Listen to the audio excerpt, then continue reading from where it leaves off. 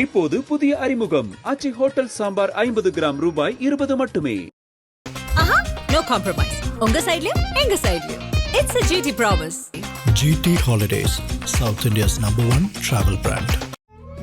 தமிழர்களின் number 1 choice Tamil matrimony.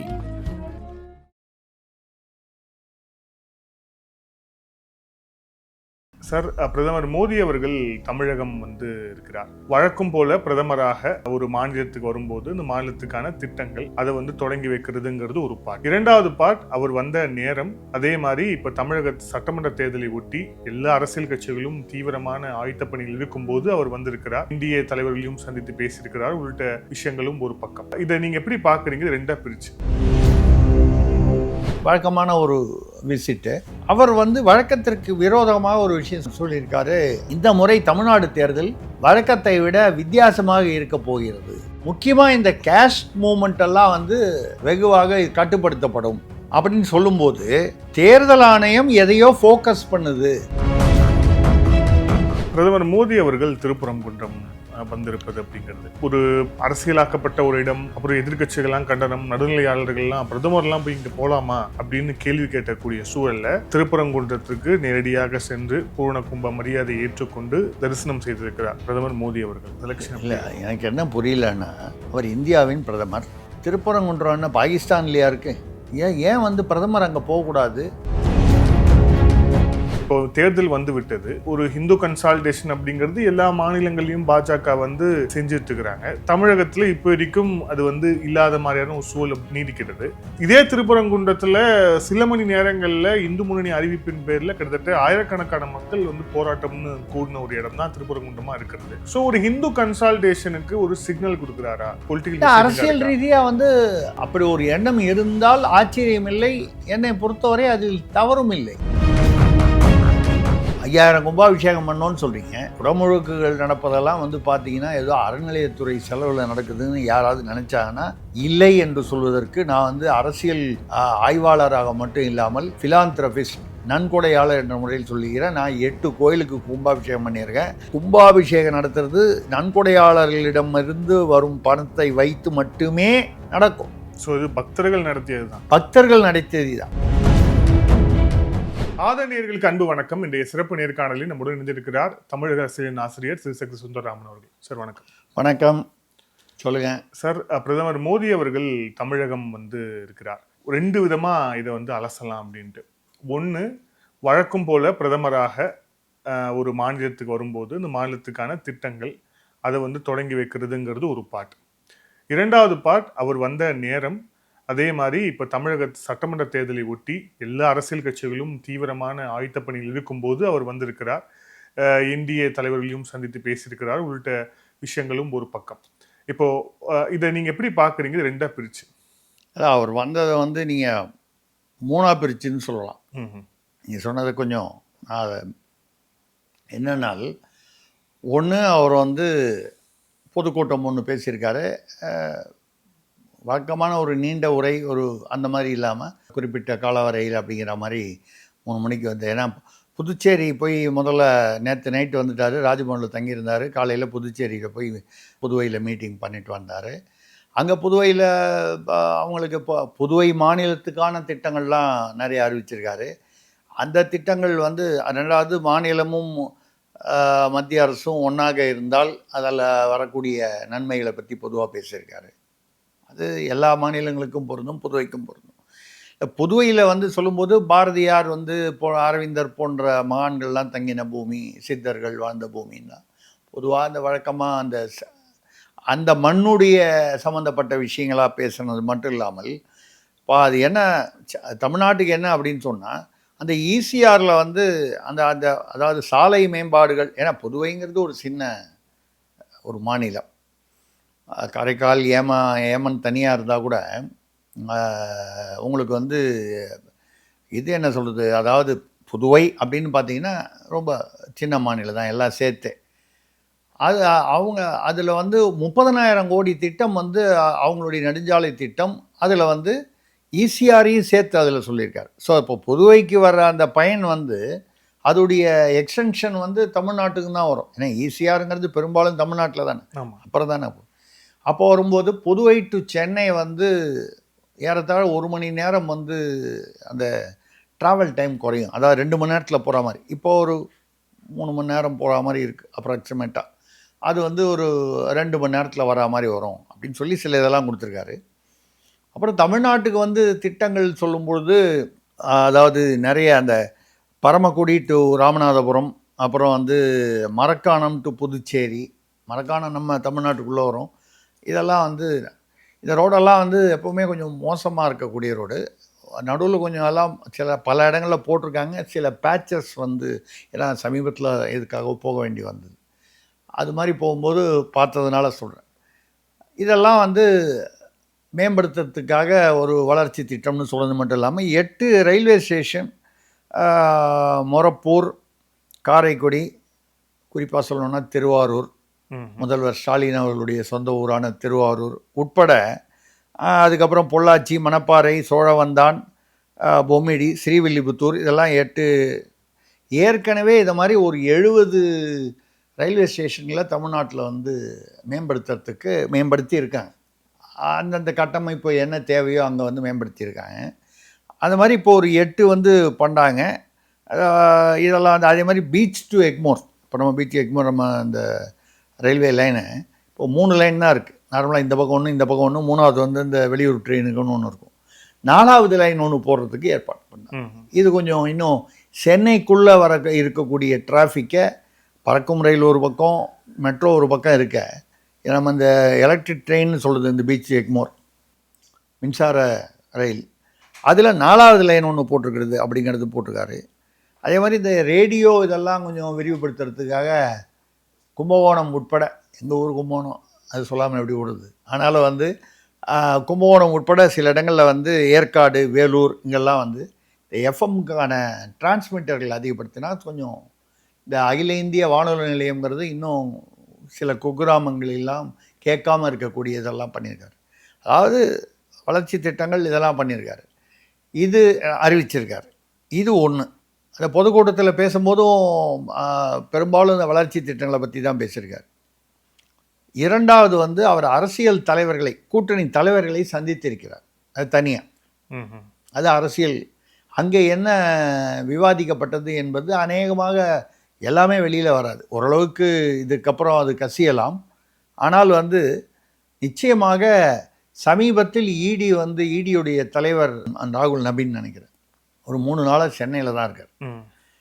சில முக்கியமான வழக்குகள், முக்கியமாக சீனியர் திமுக அமைச்சர்கள் மீது உள்ள வழக்குகளை அதை எப்படி துரிதப்படுத்துவது, சில வழக்குகளில் இருக்கும் அதாவது உயர் நீதிமன்ற அல்ல உச்ச நீதிமன்ற தடைகளை எப்படி வந்து விலக்கி, இப்போது நம்ம தம்பிகள் மீது சில வழக்குகள் இடி செலுத்துவதெல்லாம் வந்து தம்பிகள் நான் சொல்கிறது உங்களுக்கு புரியும்.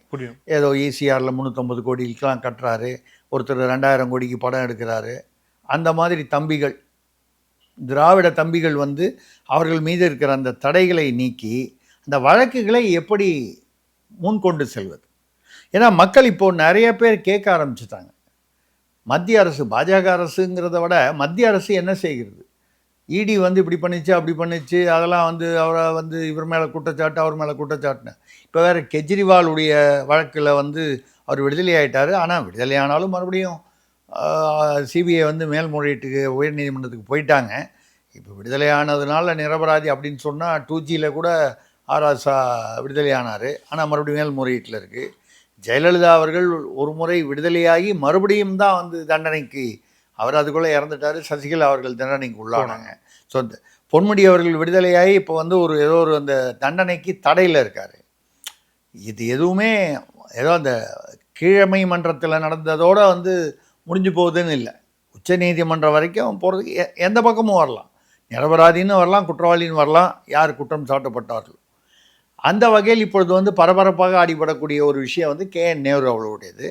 அதில் ஏன் வந்து உங்களுக்கு வந்து இந்த இடி இப்போ வந்திருக்காருன்னு சொல்கிறாங்க, அதோடு தொடர்பு படுத்தி சொல்கிறாங்க.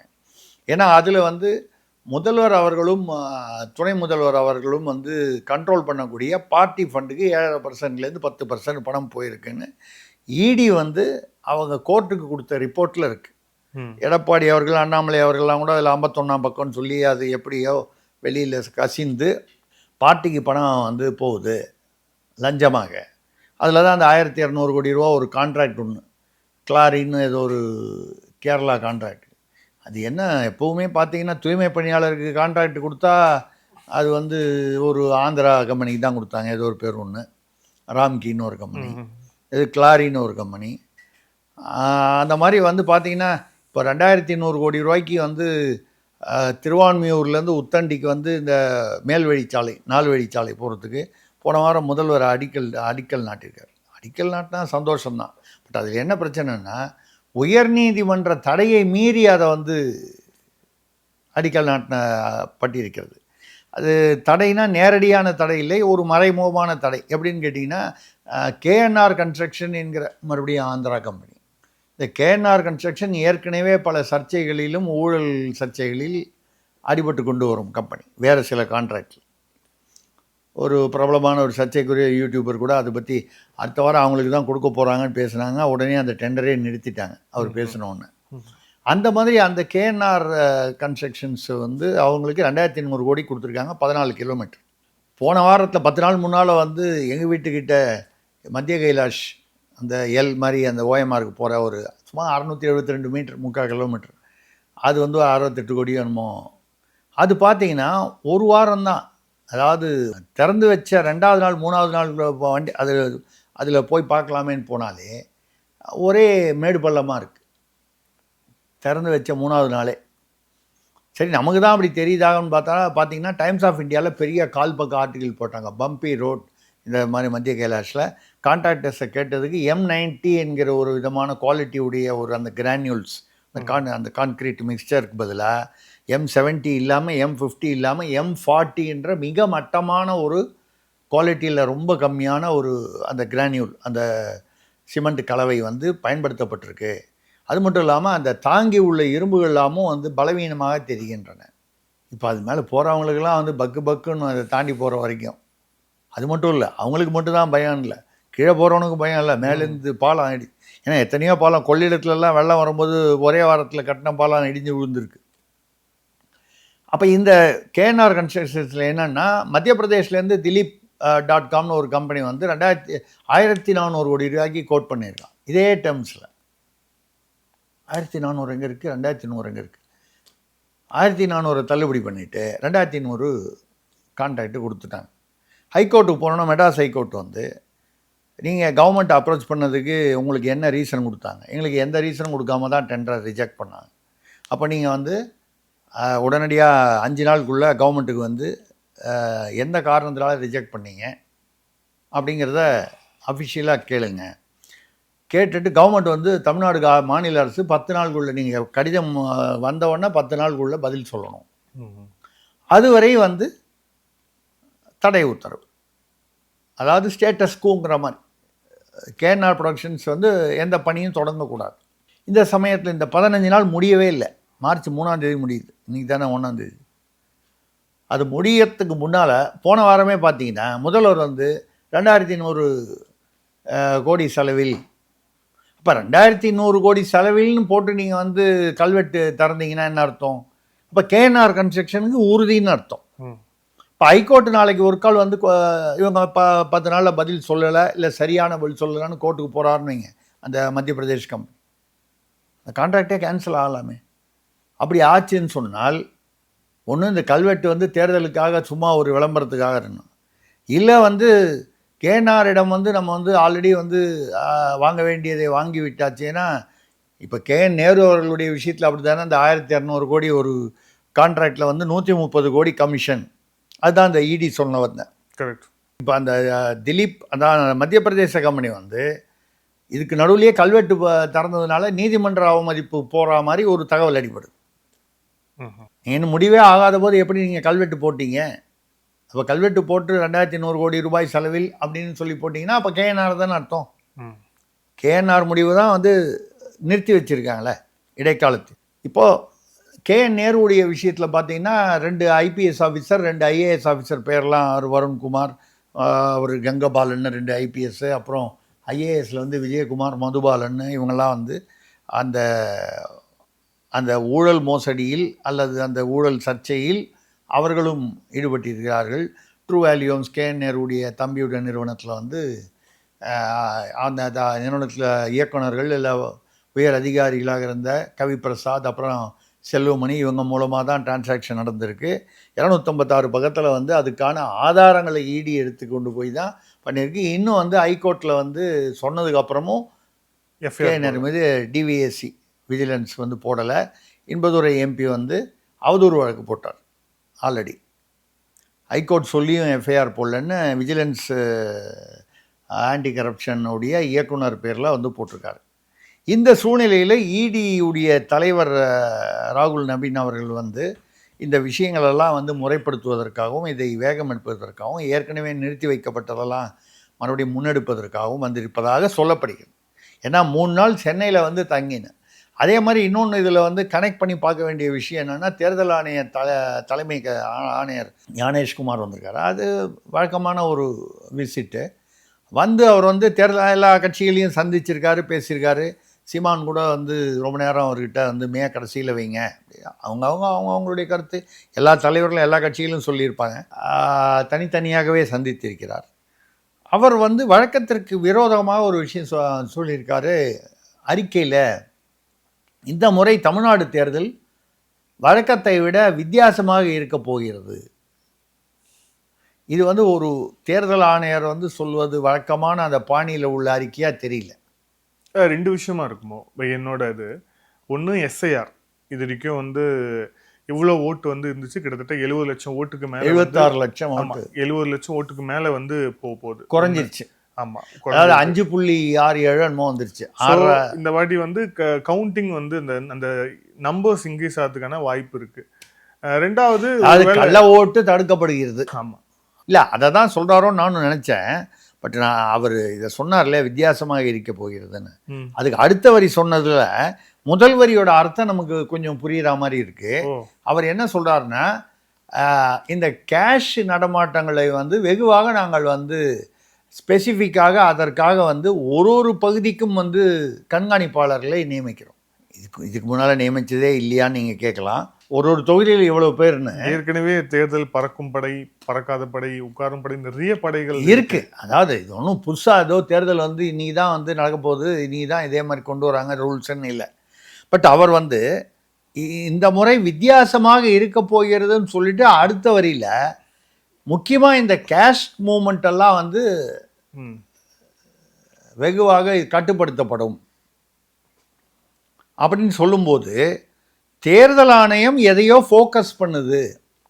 இங்கே ஒரு பக்கம் இந்த பக்கம் சீனியர் தலைவர்கள்லாம் மாட்டிக்கிட்டு இருக்காங்க திமுகவில். ஒரு கேஎன்ஆர், ஐ பெரியசாமி, ஏற்கனவே செந்தில் பாலாஜி, பொன்முடி எல்லாம் அந்த சொத்து குவிப்பு, ஊழல் வழக்குகள், பணம் இதெல்லாம் இருக்குது. அவருடைய சொத்துக்கள்லாம் வந்து சிலதெல்லாம் ஃப்ரீஸ் பண்ணி வச்சுருக்காங்க. சொத்துக்களை மட்டும் ஃப்ரீஸ் பண்ணது, அதுவும் வந்து இடி போன்ற சிபிஐ போன்றவங்களாம் வந்து விவரங்களை வெளியிட மாட்டாங்க. அங்கங்கே கசியுமே தவிர வெளியிட மாட்டாங்க. நிறைய இடங்களில் வந்து கேஷை பிடிச்சிருக்கிறதா சொல்கிறாங்க. ஆளுங்கட்சி சார்பில் இருக்கிறவர்கள் சார்பில் இருக்கிறவங்க தான் கொடுப்பாங்க. ஏதாவது ஒரு இடத்துல குடவுனில் வச்சுருப்பாங்க, ஃபேக்ட்ரியில் வச்சுருப்பாங்க, காலேஜில் செயல்படாத காலேஜில், இதெல்லாம் வழக்கமான ஒன்று. இந்த மாதிரி பல இடங்களில் வந்து சீஸ் பண்ணி அமைதியாக வந்து சீல் வச்சுருக்காங்க. இந்த மாதிரி விஷயங்களில் வந்து ஆளுங்கட்சியோ இல்லை எந்த கட்சி சம்மந்தப்பட்டதோ அது வந்து வாயை திறக்காது. திருடனுக்கு தேல் கொட்டின மாதிரி. ஏன்னா என் பணத்தை வந்து 500 கோடியை சீல் பண்ணிட்டாங்க அப்படின்னு சொன்னாலே 500 கோடி அவனுக்கு எங்கேருந்து வந்ததுன்ற அடுத்த கேள்வி வந்துடும். இப்போ நம்ம ரகுபதி சார் மாட்டின மாதிரி மாட்டினோம். திருப்பரங்குன்றத்தில் இப்போது 2ஆம் தேதி நாளைக்கு வருது கேஸு, மண்டே. அவர் ஜிஆர்எஸ் உயர் திரு மாண்புமிகு ஜிஆர்எஸ்கிட்ட அந்த ஆள், அவர் பேர் என்ன, ஆட்சியர் பிரவீன்குமார் மட்டும்தான் அந்த அவதூறில் வச்சுட்டு பாக்கி பேர்லாம் ரிலீஸ் பண்ணிட்டார். அவர்கிட்ட அவர் திருப்பி என்ன கேட்குறாரு, 144 தடை உத்தரவு போட்டிங்க, நீங்களா போட்டிங்களா, யார் சொல்லி போட்டிங்களா உத்தரவு? நீதிமன்ற வந்து உத்தரவை தாண்டி அதுக்கப்புறமா போட்டிங்கன்னா ஏன் போட்டிங்க? நீங்கள் போட்டிங்கன்னா யாராவது சொல்லி போட்டிங்கன்னா யார் சொல்லி போட்டிங்க கோர்ட்டில் சொல்லுங்கள், நேராக வந்து சொல்லுங்கன்னு சொல்கிறார். நாளைக்கு தான் போகணும், அப்புறம் தான் தெரியும். நாளைக்கு வந்து கொஞ்சம் இதுக்கு நடுவில் என்னாச்சு, அவர் சட்ட அமைச்சர் ரகுபதி வந்து ஏதோ ஒரு பப்ளிக் மீட்டிங்கில் பேசும்போது இந்த நீதிமன்ற இந்த 10 பேரை போய் தீபத்தூணில் ஏற்றுற சொன்ன அந்த உத்தரவை நிறைவேற்றினால் இதுவே வந்து ஒவ்வொரு வருடமும் அவர்கள் வழக்கமாக கொண்டு விடுவார்கள், தீபத்தூணில் போய் அந்த தீபத்தூணில் ஏற்றுவதை. ஏன்னா இத்தனை நாள் நடுவில் பல வருஷங்கள் ஏற்றலை. அவர்கள்னா யார்? இந்துக்கள். அதாவது அந்த கோயிலின் பக்தர்கள், அப்போ இந்துக்கள். அவர்களுக்கு இது வழக்கமாகிவிடும் என்பதனால் 144 தடை உத்தரவு போட்டோம் என்ற வார்த்தையை சொல்லிட்டார். போட்டோம்னா என்ன அர்த்தம்? அப்போ ஆட்சியருக்கு நாங்கள் தான் உத்தரவிட்டோம், ஒப்புதல வாக்குமூலம். இப்போ என்ன பண்ணார்? யாரோ ஒரு பரமசிவம், அவர் அதிமுககாரரா இல்லை பொதுவானவரா தெரியல, அவர் என்ன பண்ணார்? சட்ட அமைச்சர் ரகுபதி அவரே ஒப்புதல் வாக்குமூலம் மாதிரி சொல்லியிருக்காரு, நாங்கள் தான் வந்து உத்தரவு போட்டோம்னு. அப்போ தமிழக அரசு தான் போட்டது. ரெண்டாவது சட்ட அமைச்சர் தான் நீதிமன்றங்களுக்கெல்லாம் அது துறையெல்லாம் அவருக்கு கீழே வரும். அவரையும் இந்த அவதூறு வழக்கில் சேர்க்கணும்னு சொல்லி அந்த பெட்டிஷனையும் நாளைக்கு அதுவும் சேர்த்து விசாரிக்கிறாங்க. இப்போ ரகுபதி அவர்களும் வந்து நாங்கள் தான் போட்டோம். அப்போது ஜிஆர்எஸ் நீதிபதியார் அவர்கள் கேட்கக்கூடிய கேள்விகளுக்கு யார் உங்களுக்கு உத்தரவிட்டார்கள்னு அங்கே கேட்டால் நான் தான் உத்தரவிட்டேன் நீங்கள் பதில் சொல்கிற மாதிரி இவர் சொல்கிறாரு. சட்ட அமைச்சர், அதுவும் சட்ட அமைச்சர், சட்டம் தெரிந்ததாக நம்ம கருதக்கூடிய அமைச்சர். அப்படின்னா இப்போ சட்ட அமைச்சர் பேரையும் அவதூறு வழக்கில் சேர்க்கணும்னு சொன்னால் அது ஏறக்குறைய தமிழக அரசை சேர்ப்பதாகத்தான். அது சட்ட அமைச்சர்னா முதலமைச்சர், துணை முதலமைச்சருடைய அனுமதி இல்லாமல் எதுவும், அதுவும் நீதிமன்ற உத்தரவை மீறி செயல்படுங்கள்னு ஒரு கலெக்டருக்கு சொல்கிறதுக்கு வாய்ப்பு இல்லை. இதில் இப்போது பிரதமர் மோடி அவர்கள் திருப்பரங்குன்றம் வந்திருப்பது அப்படிங்கிறது அது ஒரு அரசியலாக்கப்பட்ட ஒரு இடம். அப்புறம் எதிர்கட்சிகள்லாம் கண்டனம், நடுநிலையாளர்கள்லாம் பிரதமர்லாம் போய் இங்கே போகலாமா அப்படின்னு கேள்வி கேட்கக்கூடிய சூழலில் திருப்பரங்குன்றத்திற்கு நேரடியாக சென்று பூரண கும்ப மரியாதை ஏற்றுக்கொண்டு தரிசனம் செய்திருக்கிறார் பிரதமர் மோடி அவர்கள். இப்போது இதோடைய இந்த பின்னணி என்னவா இருக்கும் இந்த செலெக்ஷன்? இல்லை, எனக்கு என்ன புரியலன்னா, அவர் இந்தியாவின் பிரதமர், திருப்பரங்குன்றம் என்ன பாகிஸ்தான்லையா இருக்குது? இல்லை ஆப்கானிஸ்தான் தான் கூட நட்பு நாடாக போயிடுச்சு. இப்போது பாகிஸ்தான்லையா இருக்குது? ஏன் வந்து பிரதமர் அங்கே போகக்கூடாது? மணிப்பூரில் கலவரங்கள் இருக்கக்கூடிய, அது வந்து 2 இனங்களுக்குள்ள மேத்தி குக்கிங்கிற 2 இனங்களுக்கு இடையே உள்ள கலவரம். அதற்கு பின்னால் பார்த்தீங்கன்னா நிறைய வணிகங்கள், போதைப் பொருட்கள், இது மாதிரி நிறைய விஷயம். அதோடைய பின்னணி பார்த்தீங்கன்னா ரொம்ப ஆழமான பின்னணி. மியான்மரிலிருந்து வரக்கூடிய அந்த போதைப் பொருட்கள் இங்கே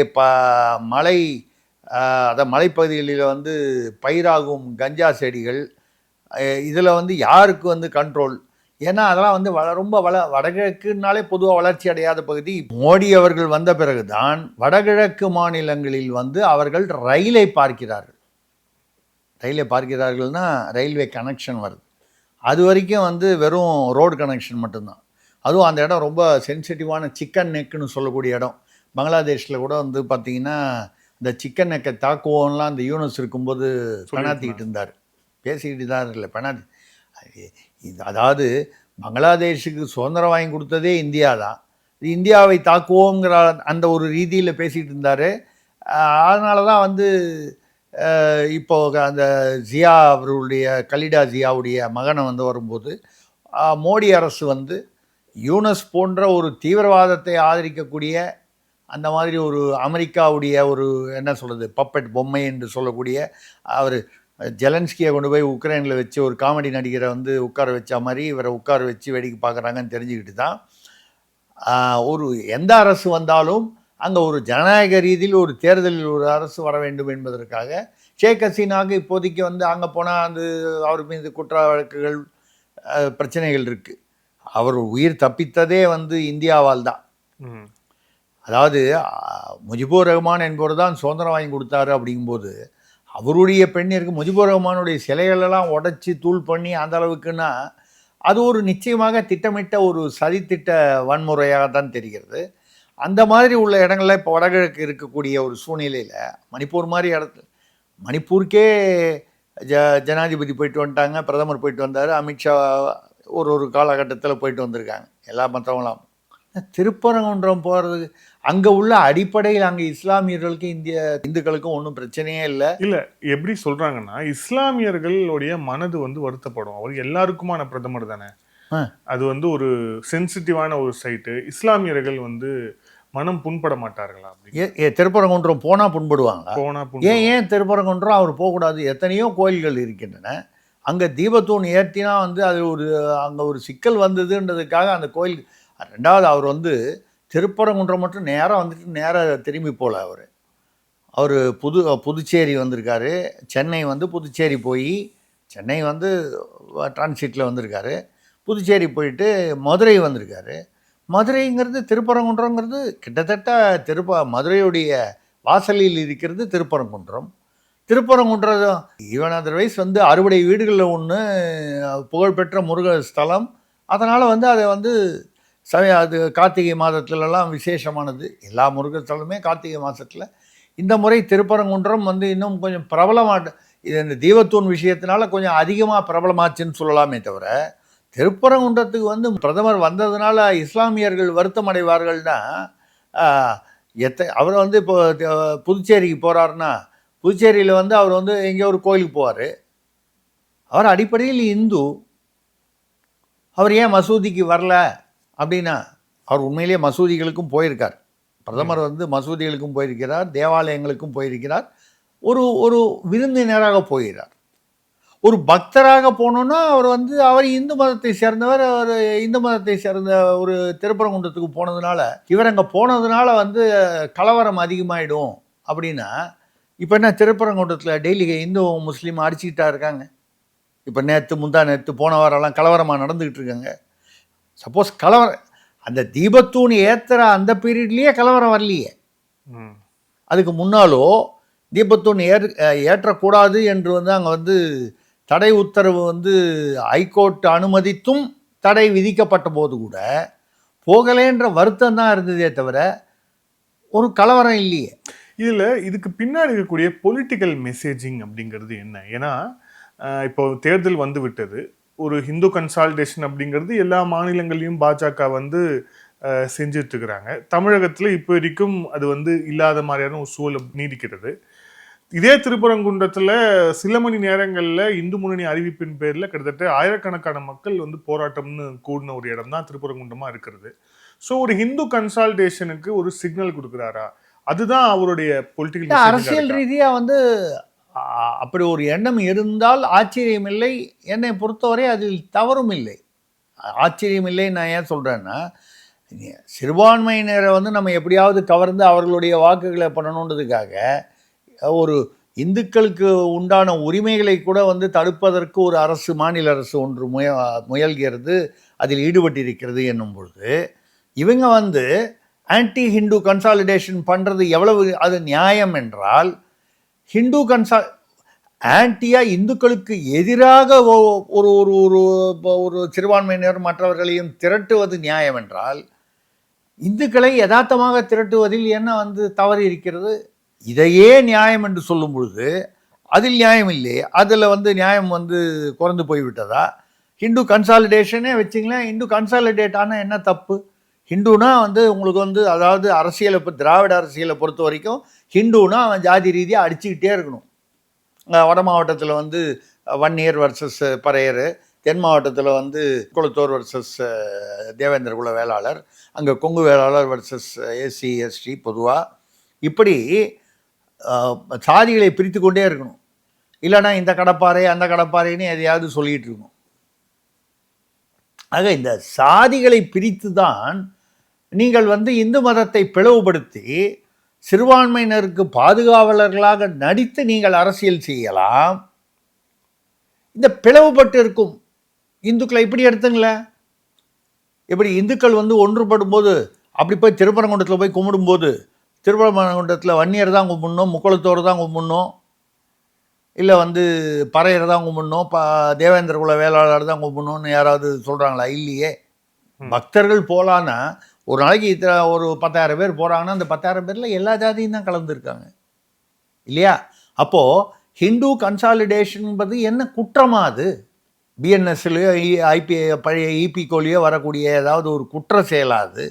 இந்து கன்சாலிடேஷனுங்கிறது என்னமோ செய்யக்கூடாத ஒரு அருவருப்பான ஒரு செயல் போல சொல்கிறீங்களே. ஆன்டி ஹிந்து கன்சாலிடேஷன், அதற்கு பெயர் மதசார்பற்ற அப்படின்னு நீங்கள் வந்து ஒரு பொய்யான மதசார்பற்றன்னு சொல்லும்போது, அவர் வந்து மசூதிக்கு இல்லாமல் போய் அவர் கும்பிடணும், ரைட்டு. அப்போ தமிழ்நாட்டு முதல்வரை வந்து யாராவது கட்டாயப்படுத்த முடியுமா? இந்து பண்டிகைகளுக்கு, இந்து கோயில்களுக்கு போகணுன்னு 5000 கும்பாபிஷேகம் பண்ணோன்னு சொல்கிறீங்க. எல்லா கும்பாபிஷேக அந்த குடமுழுக்கு இதுலேயும் பார்த்தீங்கன்னா அந்த இன்விடேஷனில் அநேகமாக அவர் அறநிலையத்துறை அமைச்சர் சேர்பாபு வருவார், வந்து நீ வந்து சோறு திங்கிறியா என்ன திங்கிறான்னு எல்லார்ட்டையும் பேசிட்டு போவார், மிரட்டுவார். அதெல்லாம் தெரிய விடுங்க, அது அவருடைய சுபாவம்னு விட்டுலாம். நம்ம குடமுழுக்கு நடக்குது. குடமுழுக்குகள் நடப்பதெல்லாம் வந்து பார்த்திங்கன்னா ஏதோ அறநிலையத்துறை செலவில் நடக்குதுன்னு யாராவது நினச்சாங்கன்னா இல்லை என்று சொல்வதற்கு நான் வந்து அரசியல் ஆய்வாளராக மட்டும் இல்லாமல் ஃபிலாந்த்ரபிஸ்ட், நன்கொடையாளர் என்ற முறையில் சொல்லுகிறேன். நான் 8 கோயிலுக்கு கும்பாபிஷேகம் பண்ணியிருக்கேன். கும்பாபிஷேகம் நடத்துறது நன்கொடையாளர்களிடமிருந்து வரும் பணத்தை வைத்து மட்டுமே நடக்கும். ஏதாவது சில மிஸ்லேனிய செலவுகளை மட்டும் அறநிலையத்துறை சில கோயில்களில் ஏற்றுக்கொள்கிறது, பெரும்பாலும் இல்லை. இப்போ 5000 கோயிலில் குடமுழுக்கு வந்து நடத்தினோம் என்று சொன்னால் தலைமை, அதாவது நீங்கள் அவரே எல்லாரும் சேர்ந்து பணம் போட்டு கட்ட வேண்டியது, நான் வந்து ரிப்பன் கட்டிட்டு நான் வந்து பண்ணேன்னு சொன்னால் அது எப்படி இருக்குமோ அந்த மாதிரி தான். ஸோ இது பக்தர்கள் நடத்தியது தான், பக்தர்கள் நடத்தியது தான். நீங்கள் வந்து பல கோயில்களில் வந்து நாள் குறிச்சிட்டு கும்பாபிஷேகத்துக்கு, ஏன்னா இப்போ எப்படி வந்து ஒரு திருமணத்திற்கு அப்புறம் ஒரு நிகழ்ச்சிக்கு வந்து ஈவன் ஒரு விவசாயி விதை வந்து நடுவதற்கு கூட நாள் பார்த்து செய்யுது. இது ஒரு பழக்கம் நம்ம தமிழ்நாட்டில், இந்தியாவில் குறிப்பாக தமிழ்நாட்டிலையும் இருக்குது. அப்படி இருக்கும் பொழுது கும்பாபிஷேகத்துக்கு நாள் குறிச்சிட்டு எனக்கு தெரிந்து கிட்டத்தட்ட ஒரு 7-8 கோயில்கள் வந்து பெரிய, ஏன்னா 40,000 கோயில் இருக்குது. சின்ன சின்ன கோயிலில் கும்பாபிஷேகம்னா மந்திரிலாம் வரமாட்டாங்க, லோக்கலில் யாராக வரும்.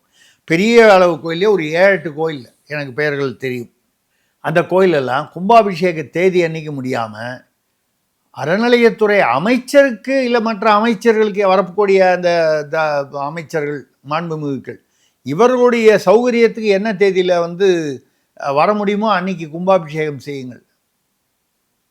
இப்போ உங்கள் வீட்லேயே ஒரு குழந்தைக்கு காது குத்துறீங்க, இது சாதி இல்லாமல், சாதி எந்த இதுவும் இல்லாமல் நான் சொல்கிறேன். காது குத்துறதுன்றது பொதுவாக தமிழர்களில் குழந்தை ஒரு பழக்கம் உண்டு. அந்த காது குத்துறா அதுலேயும் விஞ்ஞானம் இருக்குது. அந்த காது குத்துனா அதனால் வந்து நரம்பெல்லாம் ஸ்டிமுலேட் ஆகுதுன்னு வெள்ளக்காரன் சொல்லும்போது கேட்டுக்கிறோம். அதுவே நம்ம பழக்கம் அப்படின்னு சொன்னால் அது மூட பழக்கம்னு சொல்லிடுவோம். அதுக்கு கூட நாள் பார்த்து தான் பண்ணுவோம். அந்த நாள் இப்படி கறி நாளாக இருக்கக்கூடாது, அஷ்டமியாக இருக்கக்கூடாது, ஏதோ சில இப்படி இருக்கணும், அந்த குழந்தையுடைய கிரக இதை பொறுத்து இருக்குது, ஏதோ ஒரு நம்பிக்கைகள் இருக்குது. அப்படி இருக்கும் பொழுது இந்த குடமுழுக்குகள் வந்து நீங்கள் வந்து 5000 குடமுழுக்குகள் நாங்கள் நடத்தினோம்னு வந்து பெருமைப்படுறீங்களே, ஏதாவது ஒரு குடமுழுக்குக்கு வந்து எல்லா குடமுழுக்கு இன்விடேஷன்லையும் பாருங்கள், முதல்வர் துணை முதல்வர் படம் போட்டு அவர்களுடைய ஆசியுடன் அவர்களுடைய ஏதோ ஒரு இது, அதாவது இன் தி பிரசன்ஸ் ஆஃப்னு போடலன்னா கூட ஏதோ வித் தி பிளெஸிங்ஸ் ஆஃப்னு போடுவோமே, அந்த மாதிரி அவர்களுடைய நல்லாசியுடன். ஏன் நீங்கள் அந்த கோயிலுக்குள்ளே வர மாட்டீங்க, இல்லை அந்த கோயில் கும்பாபிஷேகத்தை வாழ்த்தி ஒரு 2 வார்த்தை சொல்ல மாட்டீங்க.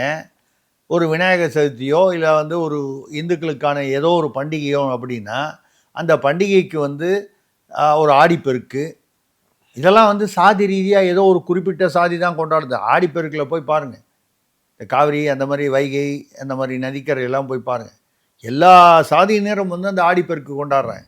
அதுக்குன்னு ஒரு ஏதோ சில ரிச்சுவல்ஸ்னு சொல்லுவாங்க, சில வைபவங்கள். எதுக்காவது வந்து முதல்வரோ துணை முதல்வரோ, ஏன்னா அவங்க தான் மாநிலத்தில் அரசு அப்படின்னு சொன்னால் அவங்க தான் முன்னால் நிற்கிறாங்க, எங்கேயாவது வாழ்த்து தெரிவிச்சிருக்காங்களா, கலந்து கொண்டிருக்கிறார்களா? ஆனால் வந்து சனாதனம் வந்து டெங்கு மலேரியா என்று வெளிப்படையாக மேடையில் பேசியிருக்கிறார், வழக்கு இன்னும் நடந்து கொண்டிருக்கிறது. அப்படி செய்யும் பொழுது, ஆனால் வந்து நீங்கள் வந்து முதல்வராக வரும்போது இல்லை பதவி ஏற்கும்போது அமைச்சராக மதசார்பற்று நடந்து கொள்வேன்னு பிரமாணம் எடுத்து தானே வரீங்க. இதுதான் மதசார்பற்றதா? அப்போது இவர் வந்து ஒன்றும் இஸ்லாமியருக்கு எதிராக பேசலை, கிறிஸ்தவர்களுக்கு எதிராக பேசலை. திருப்பரங்குன்றம் என்ற இந்து கோயில் பிரபலமான கோயில், மதுரைக்கு வந்திருக்காரு, திருப்பரங்குன்றம் போகிறாரு. நீங்கள் ஏன் மீனாட்சி கோயிலுக்கு போகக்கூடாது, நீங்கள் ஏன் அதுக்கு போகக்கூடாது? அவர் இஷ்டம். அவர் திருப்பரங்குன்றத்துக்கு போய் திருப்பரங்குன்றத்தில் தீபத்தூணி ஏற்றும் நீதிமன்ற அவர் ஒன்றும் உத்தரவு போடல, அரசு மத்திய அரசு உத்தரவு இல்லை, ஒரு உயர்நீதிமன்றத்தின் உத்தரவு. அவர் உயர்நீதிமன்றத்திற்கு காட்டும், இது இந்து கன்சாலிடேஷன் ஒரு பக்கம் எடுக்கலாம், நீதித்துறைக்கு அவர் வந்து தெரிவிக்கும் வந்து ஒரு ஒரு ஒரு தார்மீக ஆதரவுனே எடுத்துக்கூடாது. இந்தியாவின் நீதித்துறை மீது நாட்டின் பிரதமர் வந்து தனக்கு இருக்கும் ஒரு நம்பிக்கையை ஒரு அடையாளமாக காண்பிக்கிறார்னு ஏன் எடுத்துக்கூடாது? அது ஏன் வந்து இது யார் அதாவது என்ன செய்தார் என்பதை விட யார் செய்தார் என்பதில் தான் வந்து தமிழ்நாட்டில் வந்து ஃபோக்கஸ் அதிகமாக இருக்குது. அந்த வகையில் திருப்பரங்குன்றம் என்பது அவர் போனார், ரைட்டு, எதேச்சியாக நாளைக்கு மார்ச் 2 கிரிவலம் போகிறேன்னு சொல்லி அவர் இந்து முன்னணியில் சொல்லியிருக்காங்க. காடேஸ்வரா சுப்பிரமணியம் அறிக்கை கொடுத்துருக்காரு. என்னை பொறுத்தவரை அவர்களுக்கு அது ஒரு பூஸ்டாக இருக்குமே தவிர ஏன்னா உண்மையிலேயே அங்கே உள்ள இஸ்லாமியர்கள், அந்த பகுதியில் வாழும் இஸ்லாமியர்கள் யாருமே இதை வந்து தடுக்க விரும்பணும்னு ஒன்றும் அந்த மாதிரி ஒன்றும் ஏற்பாடுகள் இல்லை. இவங்களும் வந்து அந்த தர்கா பக்கம் போகவே இல்லை. இது கோயில் இருக்குது, கோயில் தீபத்தூண் வந்து தர்காவுக்கு எங்கேயோ வெளியில் தானே இருக்குது. சும்மா இந்த அரசியல் ரீதியாக கிளப்பி விட்டது தானே தவிர மற்றபடி அவர் வந்து திருப்பரங்குன்றத்துக்கு போனது வந்து இந்து கன்சாலிடேஷனுக்காக இருக்கலாம். நீதிமன்றங்கள் மீது மக்களுக்கு இன்னும் நம்பிக்கை வர வேண்டும். அந்த நம்பிக்கை ஏன்னா நீதிமன்றங்கள் மீதும் மக்களுக்கு நம்பிக்கை இல்லாமல் போச்சுன்னு வைங்க, நாடு ரொம்ப இதை விட மோசமாக போயிடும். அதை தடுப்பதற்காக கூட அவர் போவதாக எடுத்துக்கொள்ளலாம், பாசிட்டிவாக எடுத்துக்கலாம் அப்படின்னு நான் நினைக்கிறேன். நன்றி சார். பல்வேறு கேள்வி. Thank you sir. Thank you so much. மிக்க நன்றி, வணக்கம்.